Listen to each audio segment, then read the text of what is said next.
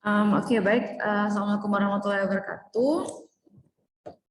Waalaikumsalam warahmatullahi wabarakatuh. Oke, kita mulai. Waalaikumsalam warahmatullahi wabarakatuh. Oh ya, kita mulai kuliah kita hari ini ya. Masih terkait pengantar teknik industri. Untuk hari ini kita akan membahas tentang ekonomi teknik ya, terkait bunga dan biaya, juga depresiasi ya. Kemudian untuk referensi masih menggunakan pengantar teknik industri dari Pak Sutomo. Kemudian bisa pakai engineering ekonomi punyanya Towson ya. Saya pakainya yang edisi ke-8. Nah, ada yang pernah dengar nggak sih apa yang dimaksud dengan ekonomi teknik? Silakan boleh raise hand. Ada yang tahu nggak ekonomi teknik itu apa sih?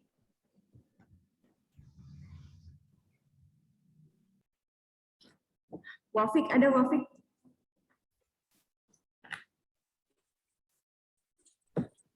Wafik nggak ada ya? Jelek jaringannya Wafik, Ibu. Jelek jaringannya. Oke. Oke, ada yang bisa menjelaskan apa yang dimaksud dengan ekonomi teknik?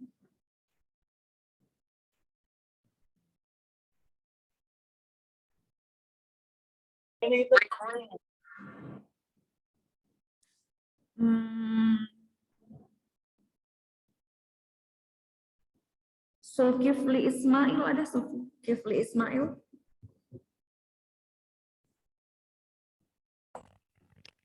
Ibu. Oke.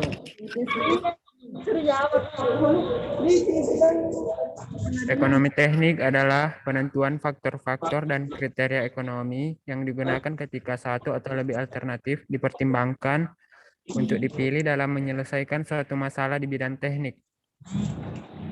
Oke, terima kasih Zulkifli. Oke, jadi kurang lebih ya, untuk mengambil keputusan dalam bidang teknik ya.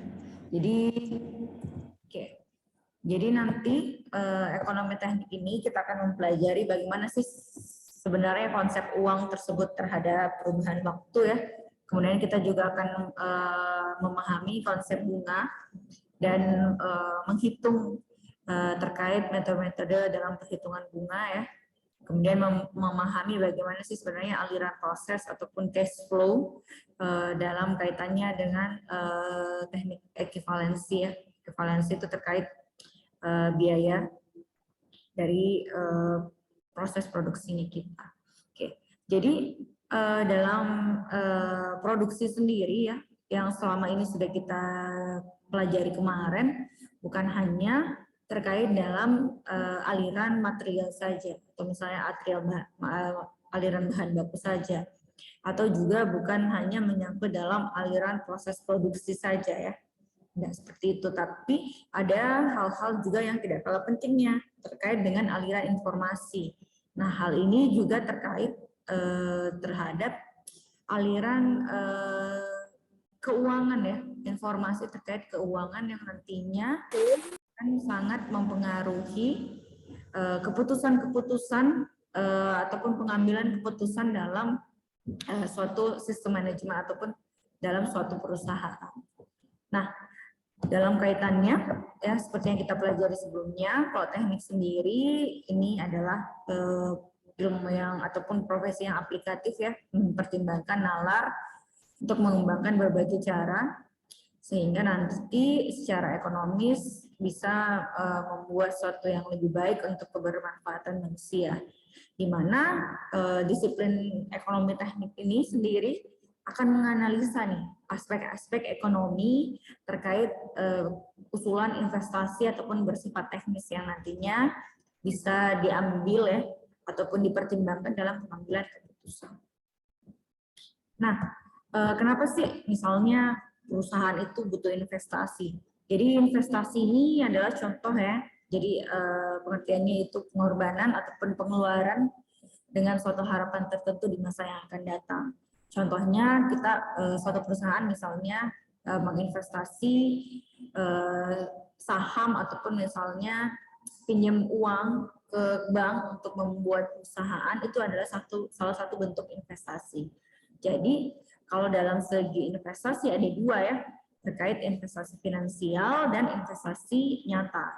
Nah, investasi finansial sendiri berbentuk biasanya simpanan ataupun tabungan, atau bisa juga dalam bentuk instrumen keuangan ya, terkait saham ataupun obligasi dan lainnya. Tapi kalau misalnya investasi nyata, ini terkait seperti misalnya pembuatan pabrik, kemudian peralatan produksi, tanah, ataupun mesin ya. Nah, di mana investasi ini melibatkan dua faktor yang utama. Yang pertama yaitu faktor waktu dan yang kedua adalah faktor resiko. Jadi ketika misalnya kenapa kok perusahaan itu membutuhkan investasi? Jadi kalau perusahaan itu kita pakai sudut pandang pengusaha ya, atau misalnya wira swasta. Jadi di mana harus memperhatikan keberlangsungan dari perusahaan tersebut. Berbeda ketika misalnya teman-teman misalnya nanti bekerja sebagai pegawai atau karyawan. Nah, kalau misalnya karyawan, misalnya hari ini saya pengen misalnya beli KFC 500.000, ya saya bisa melakukan itu. Kenapa? Karena saya tahu nih, misalnya tanggal 1 ataupun tanggal 15 nanti saya bisa gajian lagi. Keuntungan ataupun gaji yang saya dapatkan nominalnya sama. Tapi berbeda dengan orang-orang misalnya perusahaan ya, dalam artian pengusaha. Jadi keuntungan yang didapatkan bisa jadi berbeda-beda. Makanya untuk menstabilkan ataupun menjaga keberlangsungan perusahaannya, kita harus melakukan beberapa investasi, baik itu finansial maupun investasi nyata. Contohnya melakukan misalnya investasi terkait pembangunan pabrik baru misalnya. Kalau misalnya permintaan kita banyak gitu ya. Nah, misalnya juga terkait simpanan tabungan. Kenapa? Karena kalau misalnya seperti zaman sekarang ya, keadaan misalnya ada bencana seperti salah satu bencana yang saat ini masih kita hadapi yaitu COVID ya. Nah, kita nggak tahu nih apakah perusahaan kita tuh bisa survive atau tidak. Makanya kita butuh simpanan dana setidaknya untuk misalnya membayarkan karyawan ataupun setidaknya perusahaan itu bisa tetap beroperasi. Contohnya kalau teman-teman lihat pada zaman sekarang ya, mungkin banyak kantor-kantor yang tutup ataupun kantor-kantor yang tidak bisa lagi beroperasi, itu salah satu kemungkinan terbesar ya, karena mungkin mereka tidak melakukan investasi ataupun persiapan dalam menjalankan perusahaan tersebut. Nah, dalam proses konsep investasi ataupun konsep perhitungan biaya, ada beberapa jenis biaya yang akan kita hitung, atau jenis biaya yang kita perhitungkan dalam proses produksi. Oke. Yang pertama contohnya adalah biaya siklus hidup. Jadi kalau biaya siklus hidup ini adalah jumlah semua pengeluaran yang berkaitan dengan sistem produksi. Jadi terkait sejak produk itu dirancang sampai tidak terpakai lagi. Ya, contohnya misalnya biaya mesin, misalnya mesin CNC, mulai dari kita merancang mesinnya seperti apa, dipergunakannya, ataupun mesin khusus yang kita rancang ya, dari perawatannya juga sampai biaya perawatan harian atau biaya perawatan per tahun, sampai mesin tersebut sudah tidak bisa digunakan. Itu salah satu contoh biaya siklus hidup. Ya. Nah, kemudian kalau klasifikasi dalam biaya siklus hidup ini, ya ada yang namanya tahap awal ya, biaya riset dan pengembangan terkait perancangan produk dan lain-lain. Kemudian ini juga masuk dalam biaya konstruksi ataupun produksi terkait kendali mutunya, kemudian manajemen operasinya seperti apa. Kemudian biaya operasi terkait distribusi, pemeliharaan, training operator, dan lain-lain. Kemudian biaya pemberhentian atau pembuangan, misalnya ketika sistem tersebut atau mesin tersebut sudah tidak bisa dipakai ya, bagaimana biayanya, apakah cuman ditaruh di situ ataupun misalnya bisa dijual lagi dan lain-lain, itu juga termasuk biaya siklus hidup. Nah, kemudian ada yang namanya biaya historis. Jadi kalau biaya historis ada yang namanya past cost, ada sunk cost. Kalau misalnya past cost itu adalah biaya dari masa lalu, di mana misalnya kita bisa mengambil dari biaya-biaya ataupun referensi dari data historis sebelumnya. Contohnya biaya perawatan, kita bisa melihat nih untuk kedepannya, untuk perancangan ke depan kita bisa lihat berapa sih sebenarnya biaya-biaya yang dikeluarkan dalam 1 tahun perawatan mesin. Kita bisa lihat dari laporan keuangan tahun lalu, misalnya seperti itu. Kemudian ada yang namanya sunk cost. Ini adalah biaya yang tidak terbayarkan, ya. Contohnya atau biaya yang hangus, misalnya seperti itu. Nah, contohnya biaya bahan baku. Kita tidak bisa melihat lagi ke depannya bahan baku, misalnya kita bisa jual lagi bahan bakunya, kan tidak seperti itu. Karena biaya bahan baku ini akan habis atau misalnya akan kita gunakan. Nah, contoh lain untuk sunk cost adalah ketika misalnya kita membeli bahan baku, ya. Membeli bahan baku misalnya kita dalam produksi cabai. Nah, kalau misalnya hari ini kita beli cabai 50.000 per kilo, kita butuhnya bahan bakunya hari ini. Tapi ternyata 2 hari ke depan bahan bakunya turun nih, sebesar mungkin 45.000 per kilo. Salah satu misalnya keuntungan yang bisa kita dapat dengan penurunan nilai harga, tapi hangus karena kita tidak bisa istilahnya memprediksi kapan misalnya bahan baku tersebut turun misalnya seperti itu. Dan kita juga butuhnya pada saat itu. Itu salah satu contoh sunk cost, ya. Jadi tidak di masa depan nilainya sudah tidak ada. Contohnya seperti itu. Kemudian untuk biaya mendatang ini mengandung unsur ketidakpastian, ya. Jadi sama kaitannya dengan masa pandemi saat ini. Kita tidak bisa prediksi kalau misalnya dulu perusahaan mungkin yang pakai masker mungkin hanya bagian produksi saja, tapi saat ini pengeluaran terkait masker dibutuhkan untuk semua divisi karena memang SOP-nya untuk penanganan COVID harus menggunakan masker semua. Itu salah satu biaya mendatang yang kita tidak bisa prediksi. Contohnya lagi adalah penggunaan hand sanitizer. Yang dulunya perusahaan tidak harus ada hand sanitizer dan protokol lainnya, sekarang harus menggunakan protokol seperti itu. Contoh biaya mendatang yang tidak pasti. Nah, kemudian ada juga biaya mendatang yang biasa kita peroleh dari peramalan atau estimasi. Contohnya mungkin pada perubahan undang-undang, ya, misalnya pajak, ya. Kalau dulu 10%, kalau nggak salah sekarang sudah naik jadi 11%. Nah, kita bisa estimasi pajak naiknya per hari apa ataupun per bulan apa. Nah, kita bisa istilahnya mengestimasi untuk biaya tahun depan ternyata pajaknya sudah berubah, bisa jadi juga seperti itu. Kemudian ada yang namanya biaya kesempatan. Nah, ini muncul karena ada kesempatan untuk melakukan investasi ataupun mendapatkan keuntungan lebih. Nah, contohnya seperti apa?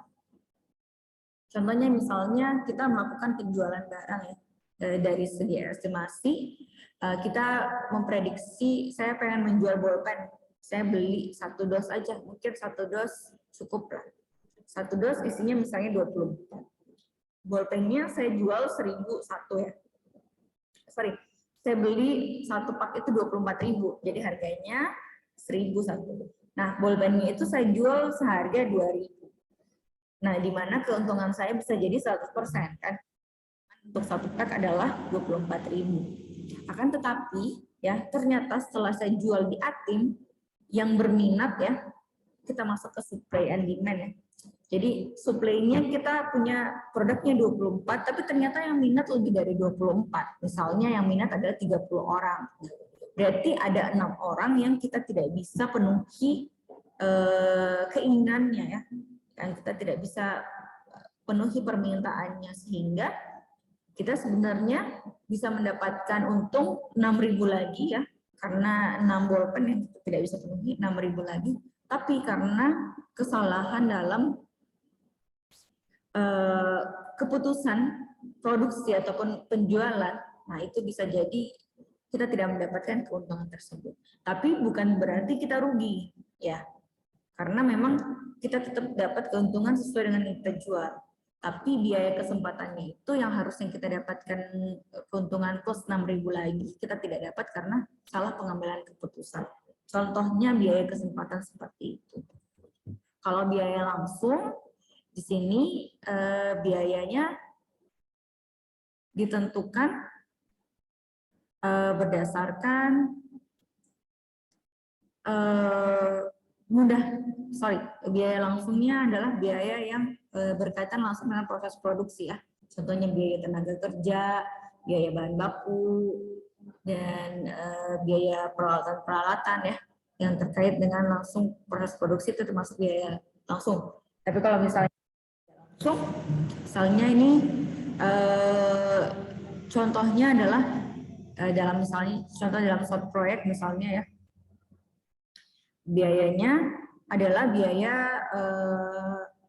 kita mengupah manajer proyek misalnya, yang upahnya kita bayarkan ketika misalnya 2 kali, dia cuma ditugaskan untuk melihat proyek tersebut 2 kali dalam 1 tahun misalnya.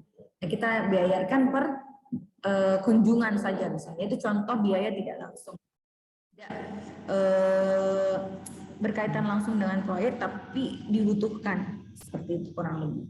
Nah, kalau biaya overhead adalah biaya yang selain biaya manufaktur, ya, selain biaya langsung, contohnya biaya listrik, air, ya, seperti itu. Bangunan, pajak bangunan, itu contoh biaya overhead. Nah, nanti dalam klasifikasi biaya ada beberapa biaya yang sifatnya tetap, ya. Jadi di sini biasanya terpengaruhi oleh volume produksi dan jumlah output yang kita inginkan, sama ada variabel biaya yang berubah-ubah. Contohnya ini biaya bahan biaya tenaga kerja langsung ataupun juga biaya bahan langsung itu bisa juga terpengaruh terkait berbeda, ya. Tergantung dengan misalnya biaya listriknya berbeda-beda, ataupun misalnya istilahnya sesuatu yang tidak pasti dalam 1 tahun. Misalnya biaya air ataupun biaya lembur, ya, itu kan beda-beda. Itu salah satu contoh biaya variabel. Sehingga klasifikasi biaya ataupun melihat biaya yang dibutuhkan dalam 1 kali produksi ataupun dalam 1 kali proyek didapatkan dari total cost-nya ini, yaitu dari fixed cost ditambah dengan variable cost. Nah, klasifikasi biaya seperti ini. Jadi untuk mendapatkan harga jual, ya, untuk mendapatkan harga jual, kita butuh harga pokok penjualan dan keuntungan, ya. Di mana nanti harga pokok penjualannya ini yang di breakdown dari biaya-biaya tadi. Contohnya biaya penjualan ataupun sales, ya. Kemudian biaya administrasi sama biaya harga pokok produksi. Harga pokok produksi ini yang berdasarkan bahan tidak langsung, bahan langsung, biaya overhead, tenaga kerja langsung, tidak langsung, dan lain-lainnya. Sehingga nanti didapatkan harga pokok produksi, ya.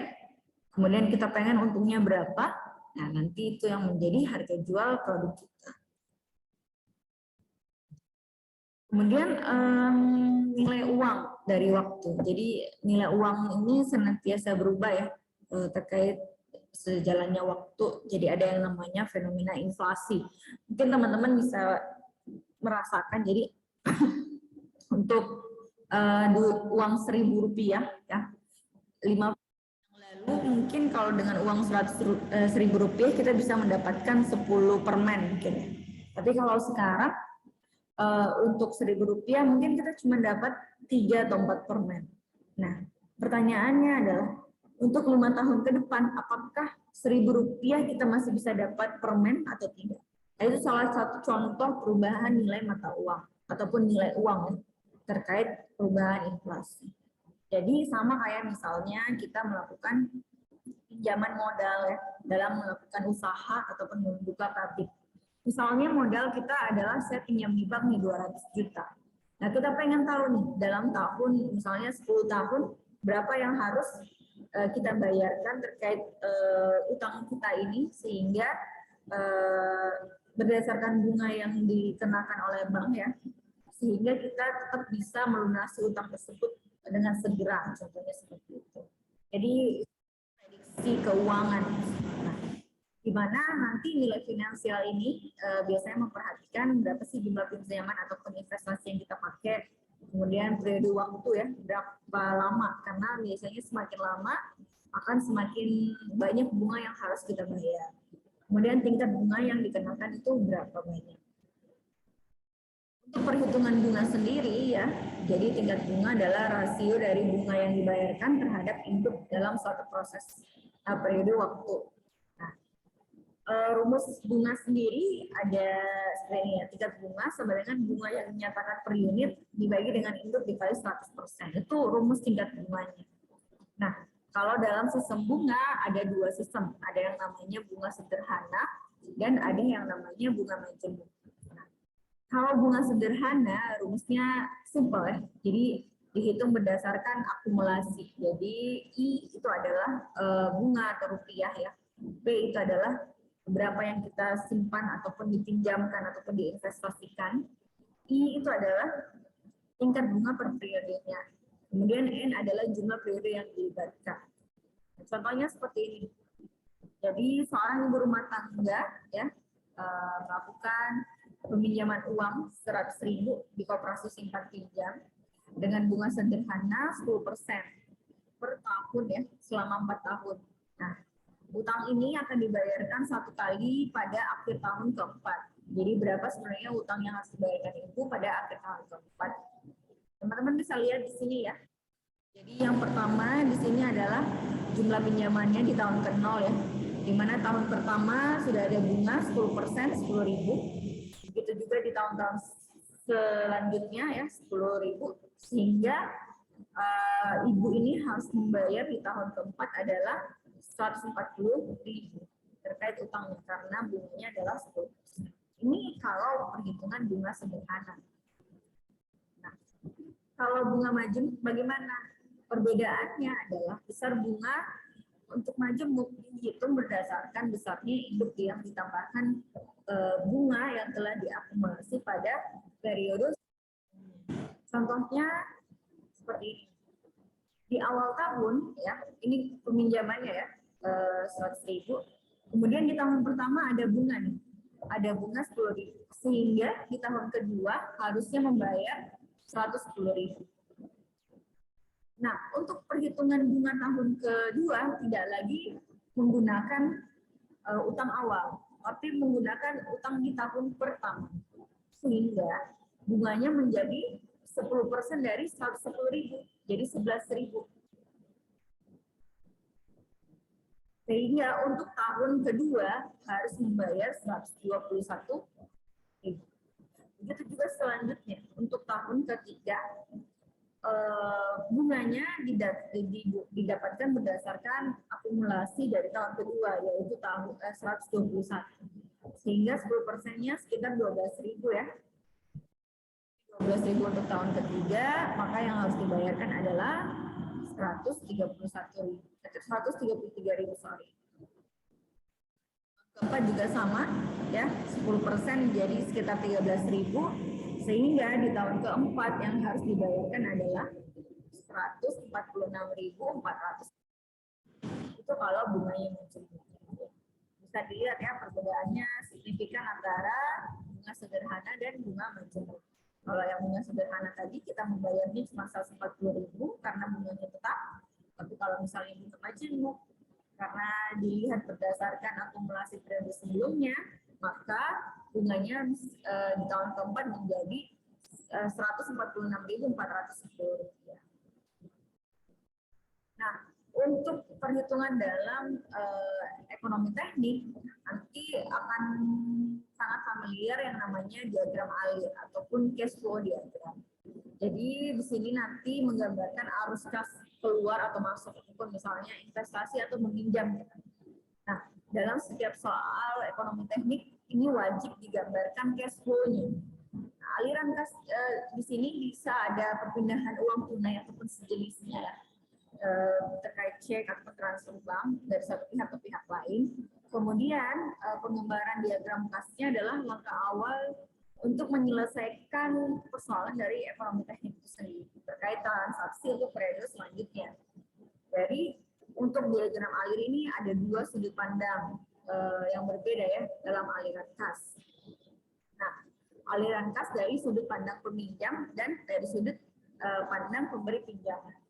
Nah, dengan 10% contohnya ya, dari sudut pandang peminjam, misalnya saya meminjam di awal tahun adalah 10.000 ya.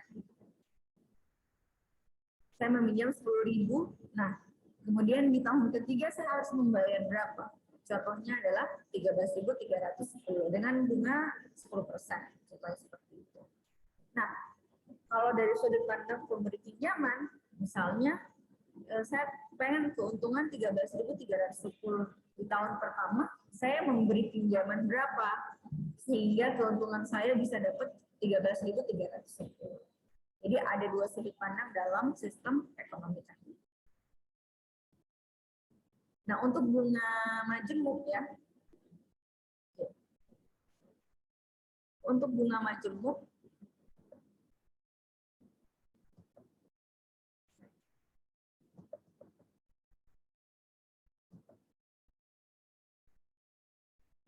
ya, untuk bunga majemuk, jadi di sini ada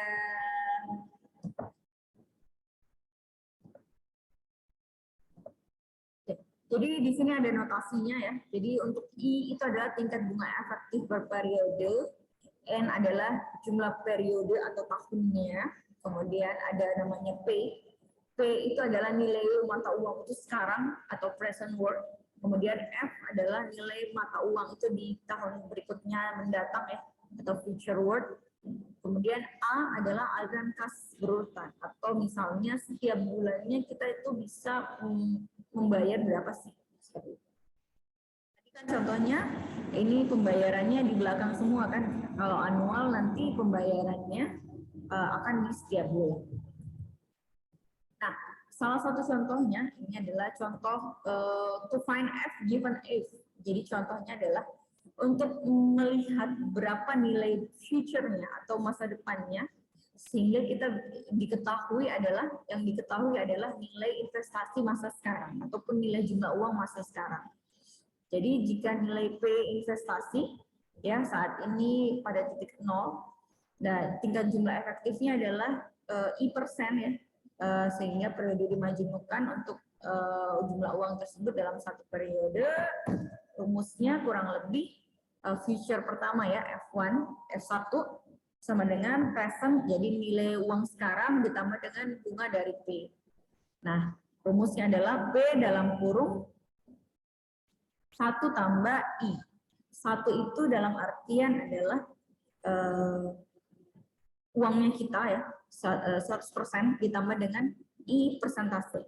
Jadi kalau dalam istilahnya, kalau dalam sistem bunga kan sebenarnya kita membayar utangnya kita plus bunganya kan ya. Berarti sebenarnya kalau misalnya dibilang bunganya adalah 12%, yang harus kita bayarkan adalah 100 plus 12%. Ya. Jadi 100% plus 12%. Jadi biaya awalnya, kalau misalnya biaya awalnya adalah 10.000 ya.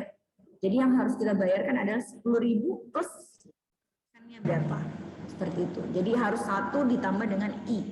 Itu untuk periode pertama. Nah, untuk periode kedua kurang lebih sama ya. Jadi P dalam kurung 1 plus I ditambah dalam kurung 1 plus I. Jadi dikali I ya.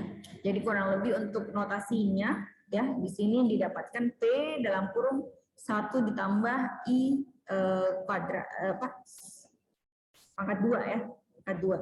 Jadi untuk periode kedua. Nah, untuk periode selanjutnya ternyata sama juga nih. Sehingga didapatkan rumus untuk mencari nilai future ketika kita dapatkan nilai presentnya ataupun nilai mata uang yang sekarang ya. Maka rumusnya adalah P dalam kurung 1 ditambah I pangkat N.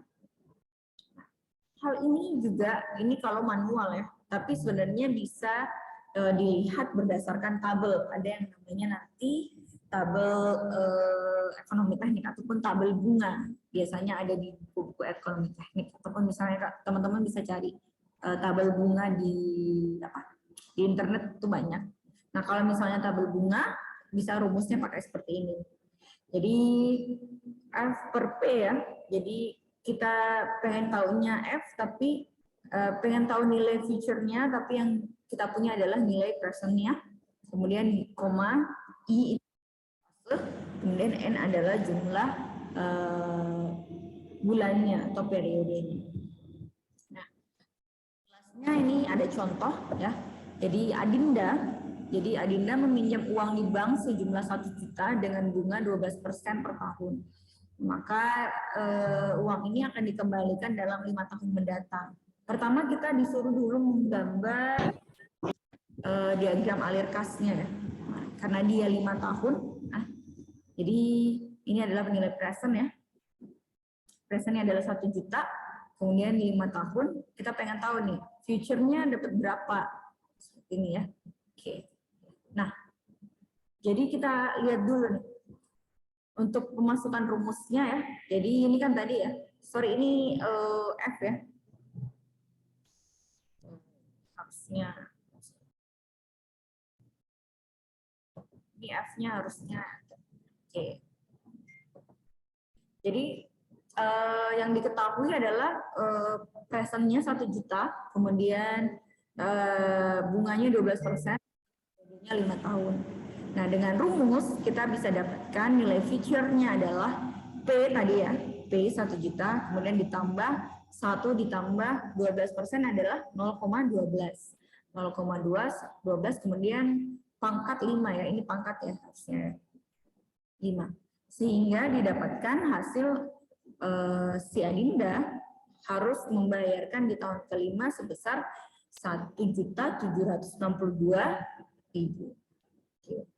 Nah, kalau dengan tabel gimana caranya? Kalau dengan tabel caranya sama. Yang harus kita perhatikan adalah melihat format ini dalam tabel. Format ini dalam tabel. Cara pembacaan tabelnya, ini ada saya kasih masuk satu contoh tabel ya. Nah, pertama teman-teman lihat dulu nih persentasenya. Kalau di sini bisa dilihat ya, di sini persentasenya adalah 12%. Nah, kita cek dulu, di sini 12%. Kemudian tadi kita pengen mencari nilai future, yang didau adalah nilai present. Sehingga di sini adalah F per P. F per P ya. N-nya 5, berarti di sini adalah nilai tabelnya adalah 1,762. Sehingga sisa kita masukkan saja.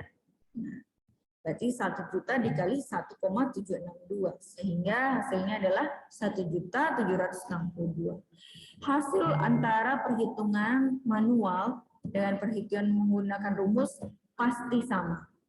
Jika tidak sama, berarti ada perhitungan yang salah. Ya, perlu dicek lagi cara menghitungnya. Nah, itu tadi kalau kita tahunya nilai present ya. Bagaimana kalau kita pengen mencari nilai future ataupun berapa sih istilahnya?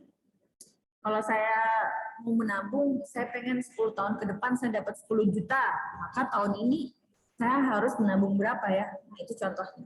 Jadi kita mau mencari nilai yang sekarang untuk mendapatkan nilai yang akan datang. Nah, seperti rumus dasar matematika ya. Tadi rumusnya F sama dengan P 1 tambah I pangkat N ya. Maka kalau mencari P justru dibalik. Hingga rumusnya menjadi F sama dengan 1 ditambah I dikali pangkatnya. Kalau untuk pakai tabelnya, pakai yang P per F. Kemudian hubungannya berapa, kemudian periodenya berapa. Nah, contohnya ini. Tentukanlah berapa banyak uang yang harus didepositokan Roy pada saat ini, sehingga 5 tahun yang akan datang kita dapat keuntungan menjadi 10 juta. Bila diketahui bunga yang berlaku adalah 18%. Nah, ini contoh diagram kasnya ya.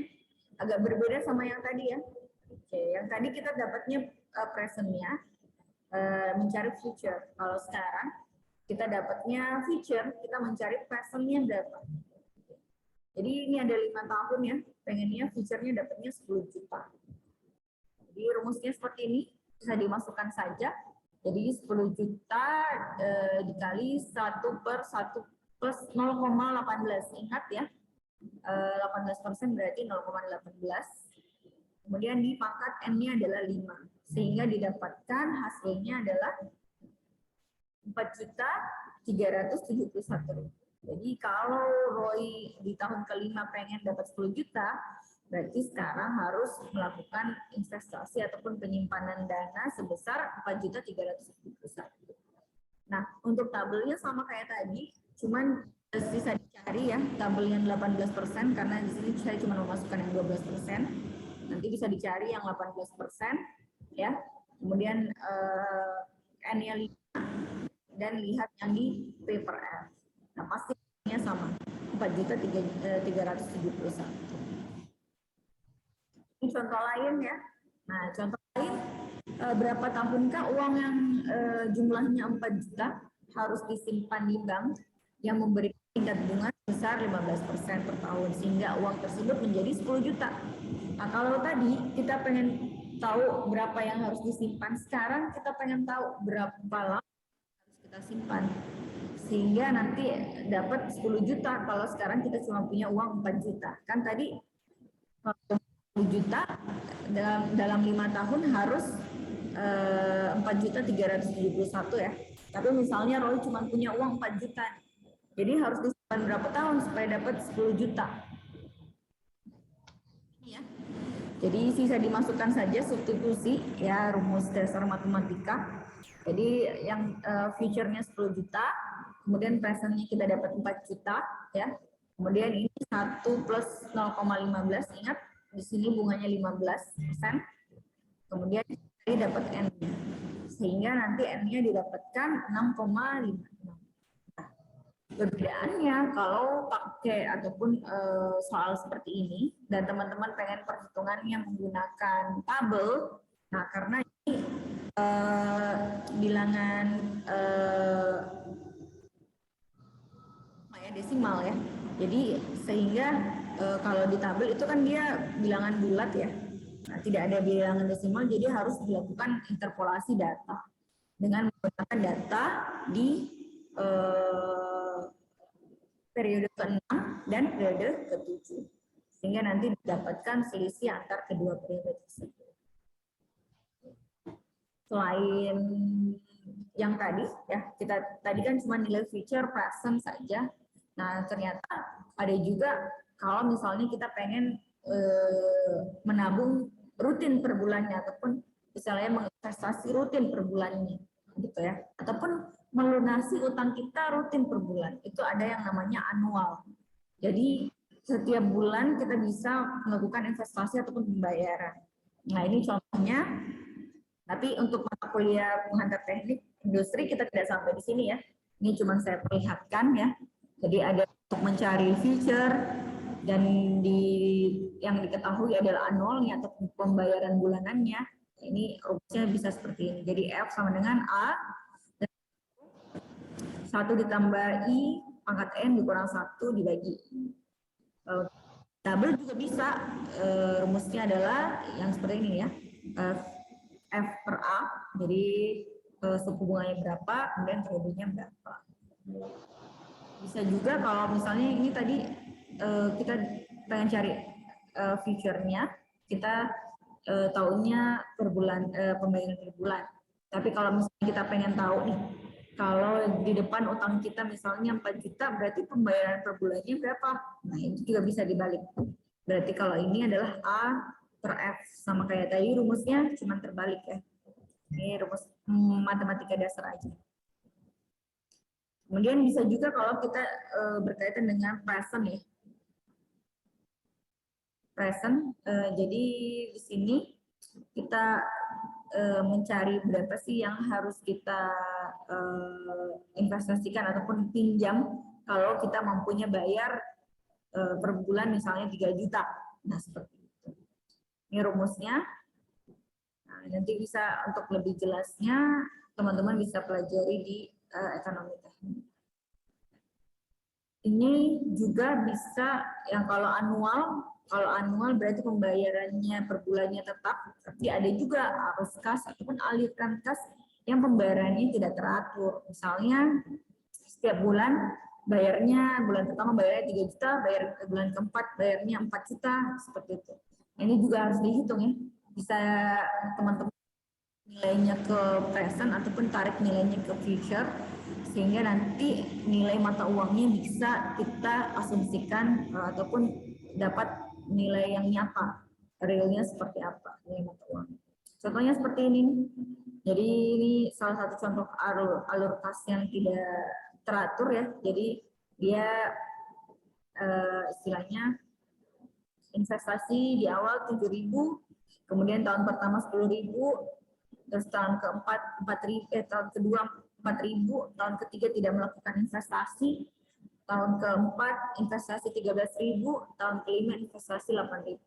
Nah, nanti ini juga teman-teman bisa lihat nilai misalnya keuntungannya berapa sih kalau misalnya investasinya beda-beda tiap bulan. Nanti teman-teman pelajari di ekonomi teknik. Nah, kemudian ada yang namanya depresiasi.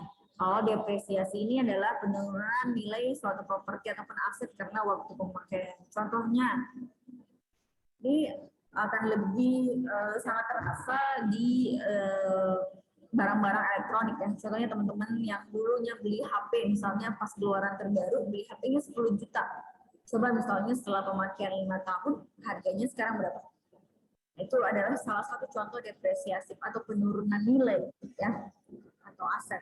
Bisa juga kalau misalnya membeli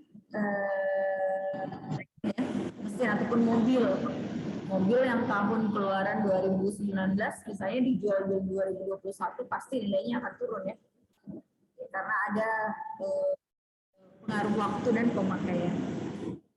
Nah, faktor-faktor dari depresiasi ini sendiri biasanya kerusakan fisik ya, jadi aset-aset yang kita punya itu bisa jadi rusak karena digunakan seperti itu.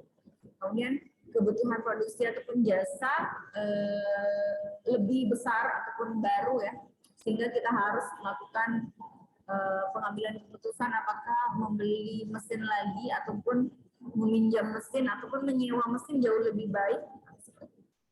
Kemudian penurunan kebutuhan produksi, jadi mesin yang kapasitasnya kemarin 100 produk, tapi karena penurunan produksi misalnya karena corona jadinya cuma bisa memproduksi 50, dan itu pasti akan berpengaruh terhadap mesinnya juga.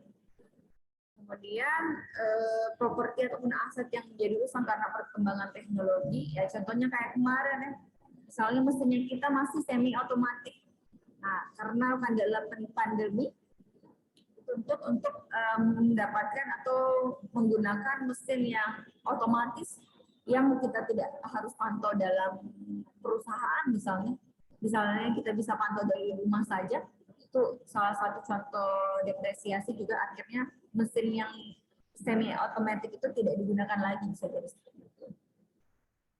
Ataupun penemuan fasilitas baru atau juga yang dapat meringankan ongkos produksi ya, biar lebih rendah, dan tentu saja tingkat keselamatannya juga tetap harus lebih. Oke. Kemudian besarnya depresiasi tahunan tergantung ongkos investasi ya. Jadi berapa yang diinvestasikan di awal, kemudian tanggal mulai pemakaiannya ya. Atau bisa jadi juga misalnya ada mesin kita sudah beli dari 2020 ya, tetapi baru digunakan di 2021, tentu saja depresiasinya baru dihitung pada saat pemakaian sebenarnya ya. Kemudian estimasi masa pakai, contohnya mungkin seperti laptop ya, laptop, handphone. Sebenarnya estimasi pemakaiannya adalah 5 tahun misalnya. Itu bisa berguna dengan baik ya. Tapi kalau misalnya lebih dari 5 tahun membutuhkan perawatan, misalnya pergantian elemen-elemen, part-part, bisa jadi seperti itu. Kemudian nilai sisa yang ditetapkan ya, Nah, kalau misalnya sudah tidak digunakan, apakah mesin itu masih bisa dijual lagi atau digunakan yang lainnya? Ya, contohnya mungkin dijual part-partnya saja atau dipreteli seperti itu ya, bisa jadi juga seperti itu. Kemudian metode depresiasi yang digunakan metodenya seperti apa? Nah, kalau kriteria aset ataupun properti yang bisa didepresiasi, ini yang pertama harus digunakan untuk keperluan bisnis ya. Jadi kalau untuk kepentingan pribadi itu tidak bisa dihitung ya. Kemudian umur ekonomisnya bisa dihitung ya, jadi tidak langsung habis ya. Kemudian umur ekonomisnya lebih dari 1 tahun. Oke. Kemudian jadi contohnya kayak bahan baku, karena kita langsung pakai itu tidak bisa dikategorikan sebagai aset ataupun properti karena nilainya langsung habis ya. Beda dengan mesin bisa gunakan berulang-ulang dalam jangka waktu, itu merupakan salah satu aset. Kemudian harus digunakan, harus menjadi sesuatu yang digunakan ya. Jangan sampai kita membeli mesin tapi tidak digunakan, akhirnya jadi rusak karena bukan digunakan, jadi rusak karena tidak terpakai dan tidak terurus, misalnya seperti itu juga salah satu bentuk waste ataupun istilahnya pemborosan ya. Kita membeli alat tapi nggak dipakai seperti itu. Nah, dasar perhitungan depresiasi sendiri di sini adalah ongkos awal, kemudian umur ekonomis, terus nilai sisa dari properti tersebut ya. Nah, nilai sisa ini adalah perkiraan dari suatu aset pada akhir umur depresiasinya. Jadi biasanya rumusnya adalah nilai sisa sama dengan nilai jual dikurangi ongkos pemindahan. Kalau misalnya mesin tersebut sudah tidak bisa digunakan, misalnya harus dipindahkan ke tempat lain, itu juga terkait nilai sisa. Nah, untuk metode-metode ya, metode-metode dalam depresiasi sendiri ada beberapa macam metode. Ada yang namanya straight line ya, garis lurus. Ada juga yang namanya sum of your digit atau biasa disebut jumlah digit tahun. Ada yang namanya declining balance ya, keseimbangan menurun. Ada namanya sinking fund atau dana sinking. Ada yang namanya production unit ataupun berdasarkan unit produksi. Nah, ini nanti akan teman-teman pelajari di mata kuliah ekonomi. Nah, untuk materi pengantar teknik industri sekian.